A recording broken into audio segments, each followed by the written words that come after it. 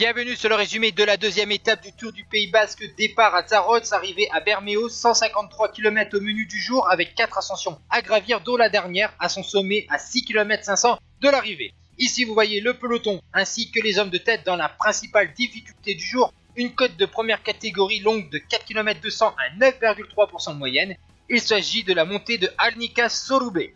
Et donc, à l'avant de la course, il y a 11 hommes, alors que d'ailleurs, au sein du peloton, c'est la formation Quick Step Floor de Julien Alaphilippe, le leader du classement général, et la Lotto Jumbo de Roglic, qui roulent ensemble pour revenir sur les hommes de tête. Ces hommes de tête sont au nombre de 11, ils ont eu jusqu'à 2 minutes 45 d'avance sur le peloton après 73 km de course.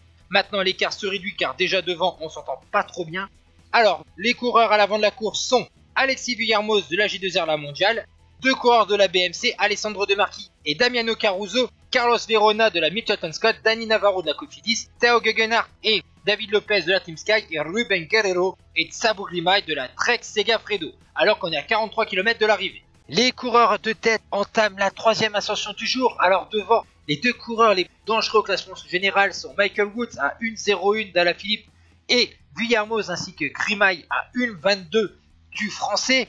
Pourquoi devant on a la formation BMC? Car hier leurs trois leaders, Dunn, Sport et Caruso, ont explosé dans le final. La Team Sky c'est un peu pareil puisque De La Cruz n'a pas suivi les meilleurs dans le final de la première étape. Alors que la formation Astana de Pello Bilbao, troisième au classement général, vient donner un coup de main à l'avant du peloton et l'écart a fortement réduit puisqu'il n'est plus que de 29 secondes à 18 km 400 de l'arrivée alors qu'on s'approche du pied de la dernière montée de la journée. On replace tous les leaders à l'avant du peloton. David Lopez, le coureur espagnol de la Team Sky, a décidé de fausser compagnie à ses compères d'échappée alors que l'écart n'est plus que de 33 secondes pour l'homme seul face au peloton, alors que ses compères d'échappée vont être repris dans la ville au pied de la dernière bosse, alors que David Lopez lui sera repris au pied de cette dernière montée, la montée de San Pelayo, 3 km 400 à 8,4% de moyenne, avec notamment 2 km à 14%.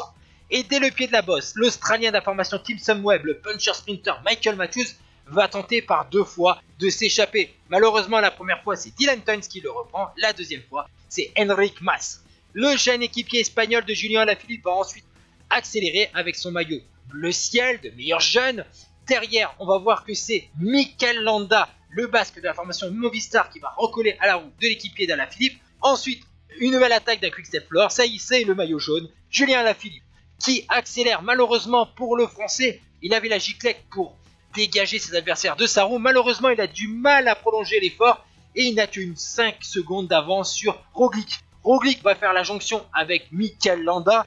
Ensuite, on va voir le groupe des autres leaders revenir dans la roue de Roglic et de Landa alors qu'il restait quelques mètres à reprendre Alaphilippe. Ensuite, ils vont être 4 à réussir à s'échapper sur le sommet de cette bosse. On a donc Landa, Gorka Izagirre, Alaphilippe et Roglic. Alors derrière on voit le groupe Rudy Mollard, Bauke Mollema, Johan Izagirre, Bushman ou encore Enric Mas.